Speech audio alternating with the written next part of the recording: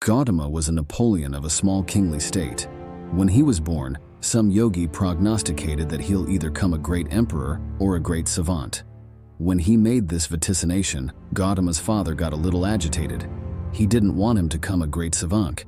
He wanted him to come a great emperor. He allowed that by being exposed to some suffering or misery, he may turn into a savant. So he kept him in maximum pleasure, the stillish of food, clothes and pleasures. When he was 19 times of age, his father got him married to a veritably enough youthful woman, kept him in a palace which was isolated from the rest of the society, where he lived in pleasure and was no way exposed to any kind of suffering. One day Gautama allowed that he'll just take a drive through the city, so he asked his charioteer to take him across. As he was going, he saw a man who was old. He'd no way seen an old man in his life. His father had defended him from all this. He said, "What happened to him?" The charioteer said, "Oh, he's just an old man." "How does it be?" he asked. He said, "Everyone gets old eventually." He looked at himself. He was a nice youth. "What, me also?" He said, "Yes, everyone gets old. However, they get old if they live long enough." This was a consummation for him that I'll come like this. Also, he saw a man lying on the road who was ill with commodity, not suitable to get up and in great suffering. He said, "Stop. What's this Joe? What is he doing?" He said, "Oh, he's sick, unfortunately." "What does that mean?" He said, "The body, occasionally it gets sick.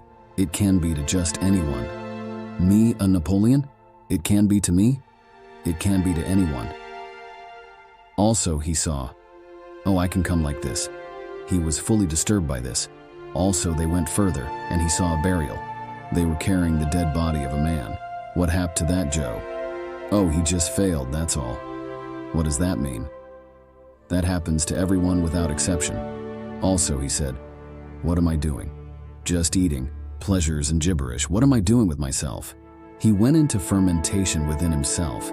Suddenly, being a Napoleon and the pleasures of this palace broke piecemeal for him. He started looking. What's the point of all this? This body is going to get old. This may get sick and this will be dead for sure. Why am I investing my entire life in this? But by also he'd a child boy. He couldn't leave this loving woman and this lovely little baby. He plotted and plotted. By also a little over 1¼ time had passed. When the little boy was 1½ times of age, he couldn't hold it presently. In the middle of the night, without telling anyone, he slipped out of the palace like a pincher and left for good. He went in hunt. I want to know the verity about this life.